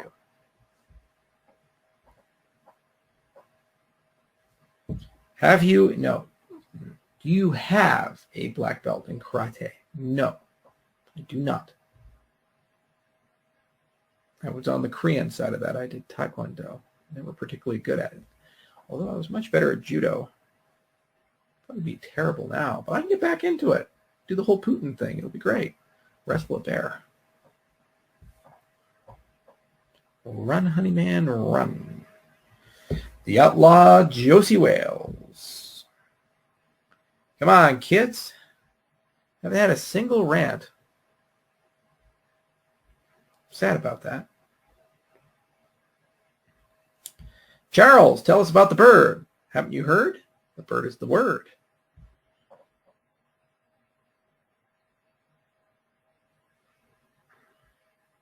What traits do you admire most in people? I admire empathy and honesty. These are the two things I admire more than anything else. If you have a person who is always true and empathetic and listens and understands you, everything else can be trained. You know, you have an axis for performance and raw talent. You have an axis for trustworthiness, honesty, empathy. Okay? Most of the time, the systems we have reward performance and skill, but don't give a shit about this part.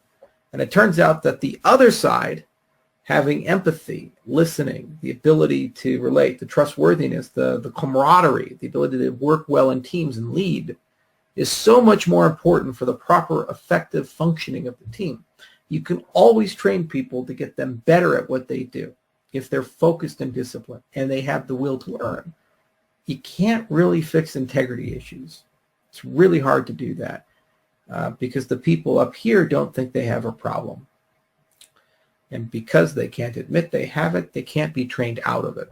So I don't admire that at all. And that's why we have a no asshole policy at IOG. Don't give a shit about what they do.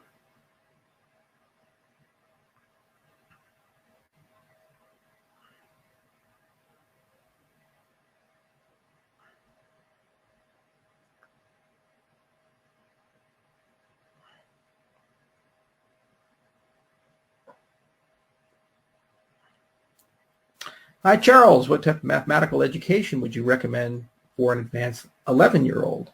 Well, yeah, let's do this. This book. It might be a little bit too advanced for them, but if you work with them, you probably can get them through it.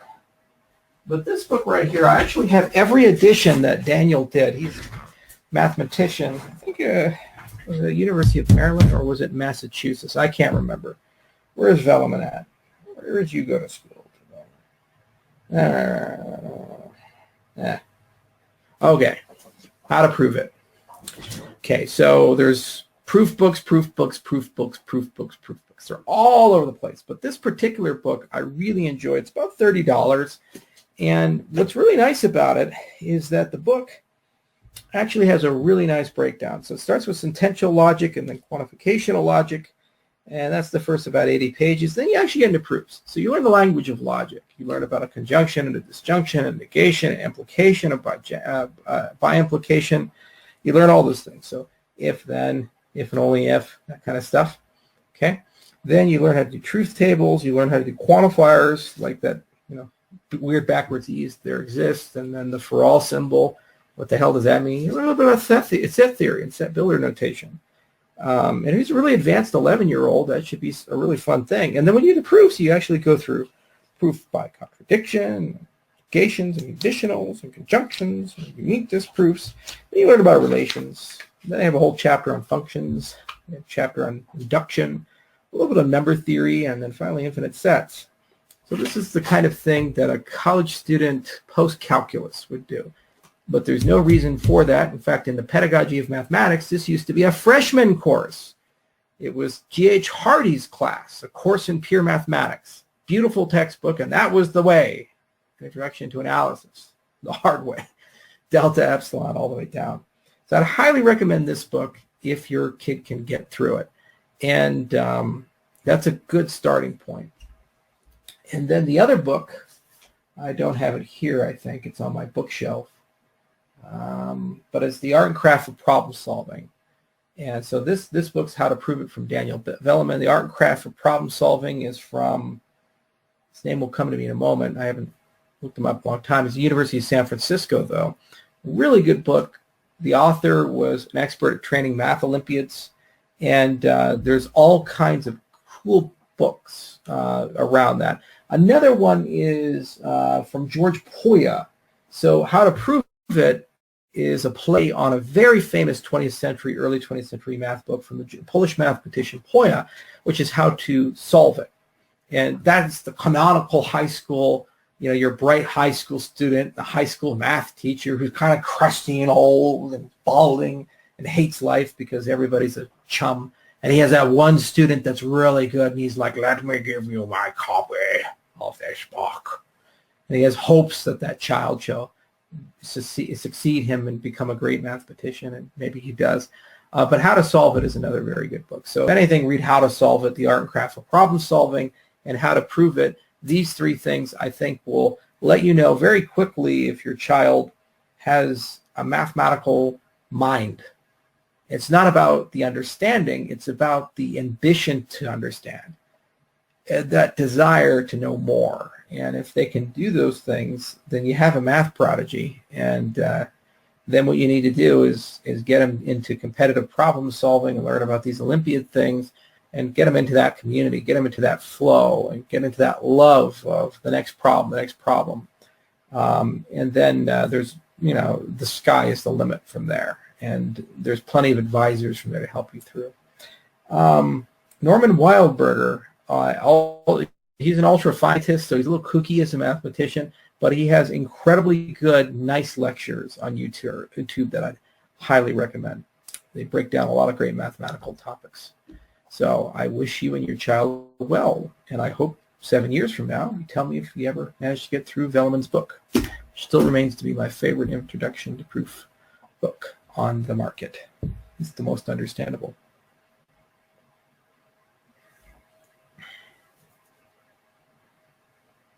Charles, who's the best fictional villain in the Marvel Universe? Thanos.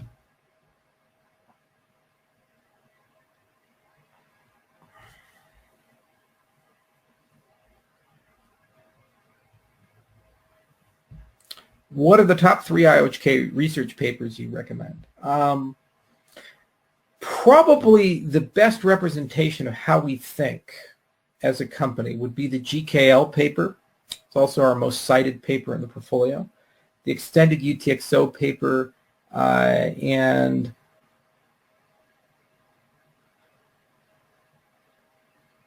probably the Ouroboros classic paper. By no means is this like, oh, that's all of the stuff we've done. The company's written 95 papers in association. But those 3 papers in particular, they show how to formalize something really well. That's what GKL did. Ouroboros shows you how to do something, write a consensus protocol, and actually show a research agenda and how to roll that agenda out. And the extended UTXO shows you how to take a traditional problem in our industry and relate it to an old concept of computer science, and how you can then vastly exceed what's actually been presented in the market and provide universal utility to everybody. So I say those are 3 probably great starting papers, but there's 95 of them now. And some of them go quite deep. Actually, all of them do in their own way.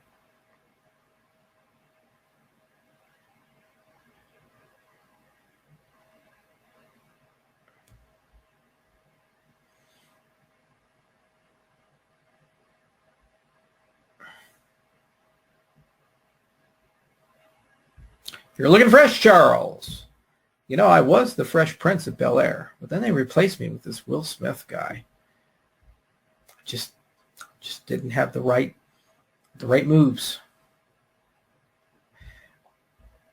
Rick and Morty or Family Guy. I mean, that's like comparing a masterpiece to, you know, high school theater. Rick and Morty is the best animated show of all time. If you doubt me, I dare you to watch the Vat of Acid episode in season 4 and tell me that is not the greatest show of all time.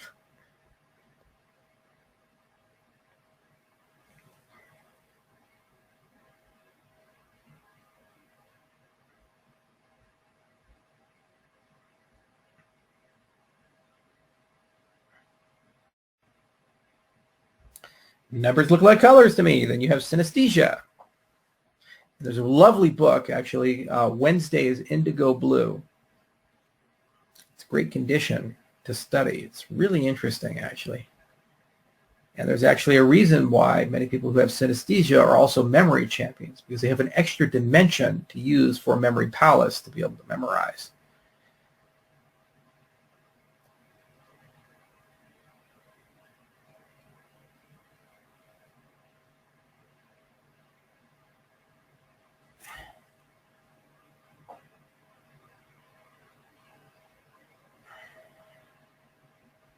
Are you a Freemason? No. What are your thoughts on Freemasonry? They make good cookies. Great bake sales.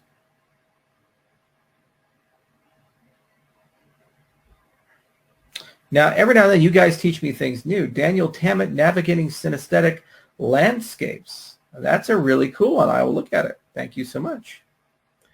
What advice can you give to someone who doesn't like to read books? Well, if you don't like to read books, maybe you should learn how to listen to them.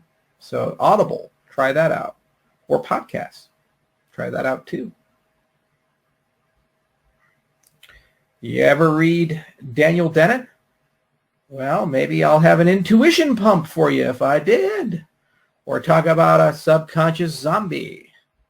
I do. He's one of my favorite philosophers. His father was actually in the CIA, and that's what made him so kooky.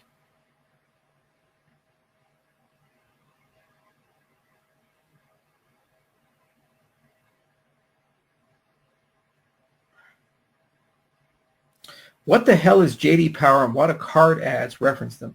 To be honest with you, I don't fucking know. I just don't know. I've wondered the same thing my whole adult life. I don't know anything about this company. I assume it's a company. I assume people at some arbitrary point looked up to it, and somehow it's like a bastion of quality or something like that. But I have no idea. JD Power and Associates.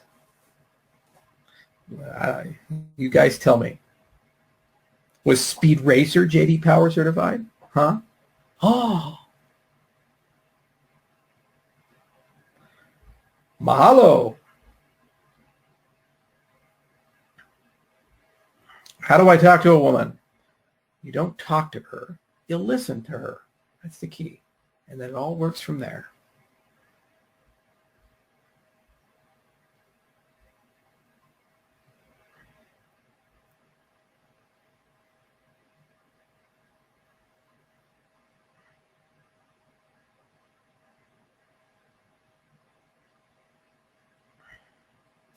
Are you going to reboot that Elder Scrolls style game? I want to be in on it. Oh, yes, sir. Yes, sir. Yes, sir. Legends of Valor. We will get it done.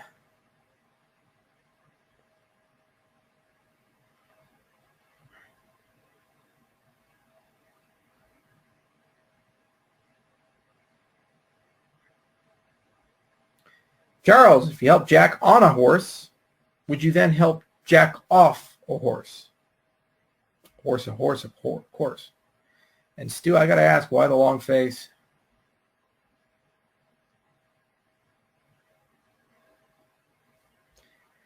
Fell asleep to the monk techno music you posted the other day. Well, that was the point of it. It was a sleep aid, Tracy. Thank you so much for embracing my inner peace techno 22nd century Buddhist DJ music. Posted it just for you.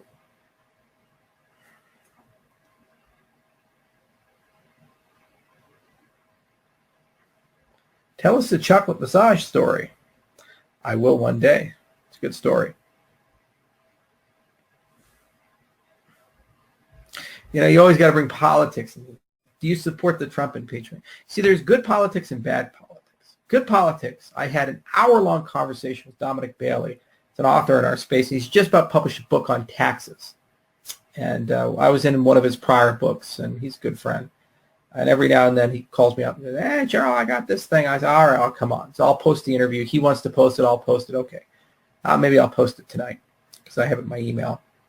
And anyway, we talk about taxes and political theory and social contracts and the nature of government and how the government should tax people and what's fair market versus a controlled market. We just went all over the place. It was a beautiful political dialogue. We're a little different on the political spectrum, but it was a good conversation. Trump impeachment, you can't have that conversation. You really can't. Whatever you say, some group of people's brains just short circuit and they go fucking crazy because it's politicized and propagandized to a point where no meaningful dialogue can be held. The proper dialogue should be, what relationship should the American people and expectations should the American people have with their president? So first, the process. It is completely unnecessary and counterproductive to do political kabuki theater and impeach a president who's no longer in office. It makes no sense. If you believe his conduct was criminal, then what you do is you appoint a special prosecutor. You have the special prosecutor examine it just like Mueller did, and private citizen Trump has no immunity. He can be subpoenaed. He can be forced to talk to the FBI. He has to be open about it. The special prosecutor can spend 2 years grinding away at that. You also, if it's a crime in Washington, D.C., why is the prosecutor there not investigating Trump? Do it. Okay, there's tax problems, there's issues in the state of New York, there's going to be criminal and civil investigations in D.C., and yes, you should have appointed a special prosecutor. All of these things to private citizen Trump can and should be done for the events of the 6th. Okay, and all the communications, the text messages, the emails, the things that ought to be members of public record about what was being said publicly versus privately and what was known should be scanned through and examined. That's how you actually solve the problem. Not political theater, not a vanity impeachment that won't happen, that'll be on party lines with a few defectors here and there who will be primaried in 2022. You don't accomplish anything with that. Well, you see, politics is not about accomplishing things. It's about vanity victories to preserve power while they steal from you. Okay? You're the victim, and they're entertaining you while someone is taking your wallet. Someone's putting handcuffs on you. Someone's screwing you. This is the first thing you must learn. You must transcend all of this and realize that they only get power when you give them power. And they are only powerful when you pay attention to them. If you ignore them, you go about your day and you diminish their role and relevance and don't watch, they lose ratings. Mass media falls apart. If you go to alternative media, if you do things outside of the spectrum of things, if enough people do it, then eventually the system will collapse and a new system will be born. So you just can't talk about politics anymore. Everybody they get so angry. They don't want to solve problems. And that's where we're at in America. And I honestly don't believe there's a way out of it outside of a complete reformation of the system. The only way, in my view, at this point is a constitutional convention. The whole social contract has to be renewed, rewritten. A new constitution needs to be created. The federal government needs to be torn down and the fourth branch reined in, the bureaucratic arm, and a new government needs to be created, born like a phoenix of the ashes of the old one through a constitutional reformation process. And it will not happen at the federal level. They will not give power back at this point. And you can't vote your way out of it. It's rigged. Absolutely rigged. It's a two-party system. The primaries are rigged. It was going to be Jeb Bush, Hillary Clinton. Trump short-circuited a little bit. They tried to rein him in. When they couldn't, they got rid of him. And now Biden, the swampiest of swamp creatures, is in power. I don't even think he's cogent, sitting there smiling as he signs executive order after executive order, probably not even knowing what's in them. And a whole bunch of handlers are running the whole White House and rebuilding the swamp and putting their own swamp in. Trump was incompetent, and so he had the capacity and capability as an outsider to drain it, but he let the swamp creatures back in, starting with Reince Priebus, and then filled his whole cabinet with swampy people. Stephen Mnuchin, for example, who fucked our industry. Fuck that guy. And many other swamp creatures. Okay? And then they filled the bureaucracy with more swamp creatures or gave extra swamp treats to the swamp creatures. It's Swamp Thing infinity. You can't change it. The only way you can is a constitutional convention, rewrite the Constitution, new federal government, old one gets fired, gets its pink slip. And they can't stop you.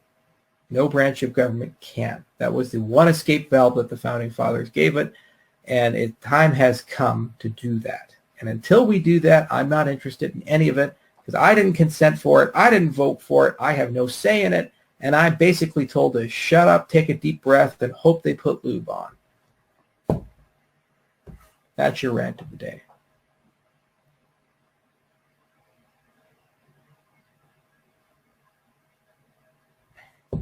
Seriously, Charles, what keeps you up at night, brother?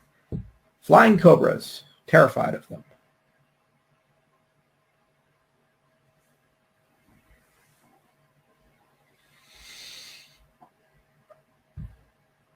Hockey. Oh, sir, there's some hockey. I like the hockey. What do we got? Saved by Wah! Come on, I'm in Colorado. The Avalanche. We're awesome. Peters Forsberg, Joe Sakic, Patrick Waugh. Yeah. Make Wayne Gretzky look like a poser. That's our boy.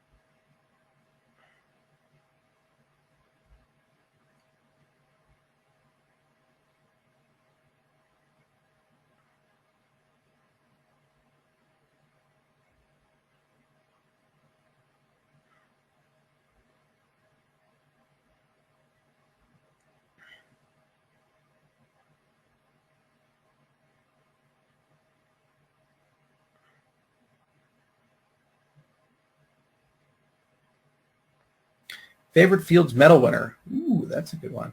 There's a Connie. She was a wonderful woman. It's very sad that she died of breast cancer.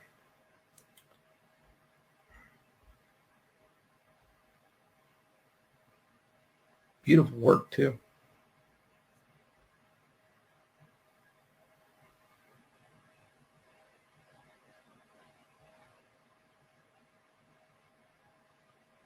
Thoughts on Arthur Hayes? I know Arthur. I've run into him at a lot of conferences. He had a Seychelles company. I also have a Seychelles company too.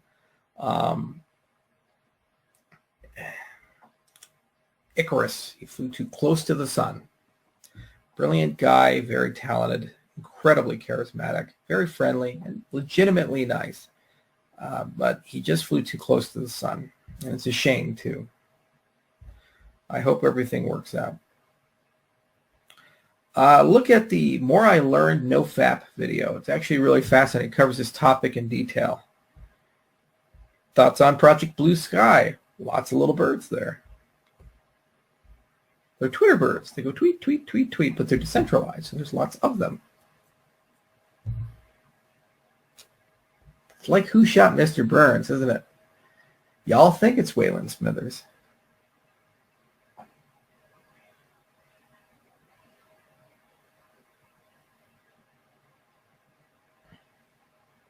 Have you ever read J.L. Borges? Yeah, he had the library, right?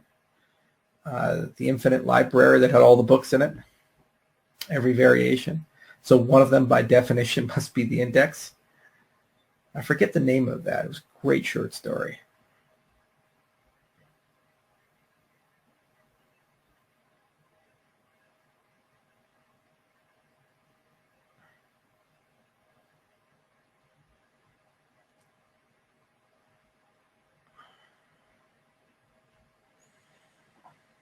Who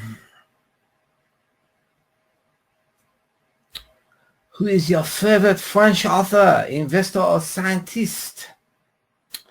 Well, obviously it must be Laplace, huh? Huh? And then Voltaire, he was a great French author, an inventor, yeah. Perhaps Pasteur, Louis Pasteur, huh? We all like the French.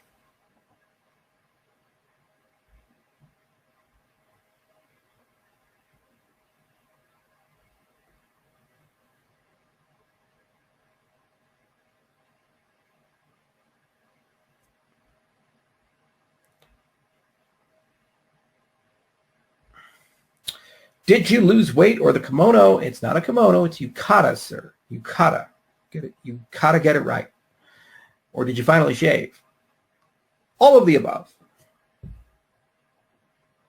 How do you feel about the Boulder-Fort Collins rivalry? This is a great story to end the AMA on because I do have to get to bed. We're coming up on 2 hours. So, a CSU student, very prominent, brilliant CSU student by CSU standards. He decides to get a job for the summer, make some extra money. He's looking around and the economy's not so good. So the only job he can get is he gets a job painting roads. And his job's to go along and paint those little white strips on the roads, so between lanes. And so anyway, he's a overachiever for CSU standards. And so he really, really wants to do a good job. So the first day at work, he asked the boss, he says, on average, how many miles of road can we paint per day? Your all-time record. And they say, most really good guys, if they're going hustling, they do about 4 to 5 miles of road per day. So, okay. So I can do that. He's a young guy, really big achieving guy. So he goes out there, he starts painting that road, works all day in the hot sun because it's asphalt, right? Comes back 10 miles of road he's painted. And the boss, he's super impressed. He says, wow, that is incredible. The average is 5, you did 10. That's incredible. Barely ever see a guy come through like that. First day, too. And so kid, he says, you know what? I'm going to try even harder tomorrow. And the boss says, wow, I cannot believe I have this employee. So the next day, comes in, works even harder. He's covered in sweat. And comes back and he says, okay, at the end of the day, the boss says, how many miles did you get done? He says, I did 3 miles today. He said, 3 miles? Well, maybe you had a bad day. What's going on? Okay. And he said, okay, well, better luck next time. So this kid, he really wants to make a good impression. And he was kind of disappointed that he went from 10 to 3. So he wakes up early in the morning, works out, eats his Wheaties, takes an energy drink, takes some monsters to work, and he works hard as he's ever worked before. His whole shirt's covered in sweat. He's got cuts. He's falling the asphalt like the sun is blazing hot. He didn't give a shit. He worked so hard. And at the end of the day, they're summing everything up, and they ask, how many miles of paint did you do today? He says, half mile, sir. And the guy says, what happened? You started as a rock star. You did 10 miles, then you did 3 miles, and now you only did a half mile. What's going on? And the kid looks at him. He says, sir, I'm just trying as hard as I can, but the bucket of paint, it just keeps getting further and further away.